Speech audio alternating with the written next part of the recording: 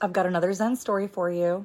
A student is getting ready for dinner washing potatoes, and he's doing them one by one. And a Zen master comes by and suggests that he throw them all in together so that the friction of bumping against each other can clean them. This is a great metaphor for dealing with people, especially difficult ones. Just like the potatoes, the friction of interacting with others, their personalities, quirks, disagreements, can actually help us grow. And in the workplace, there's plenty of friction. Whether it's a coworker who critiques our ideas, a team member who's always late, these interactions can push our buttons. But how we interpret and respond to these situations is completely under our control. As a personal example, I run a trivia night every month, and most people have a great time, but there's always someone who complains or nitpicks my questions, and my first instinct is to take it personally. But through mindfulness, I've learned to pause and reframe. I remind myself that their frustration comes from caring about the experience. That shift helps me stay calm and keep the bigger picture in mind and why I do it in the first place, to bring joy to others. The same principle applies in the workplace. Say you get harsh feedback from a coworker in a team meeting. It's easy to react defensively, or you can pause, breathe, and ask yourself, what's really going on here? Maybe their tone was off, which could have happened for 100 reasons that have nothing to do with you.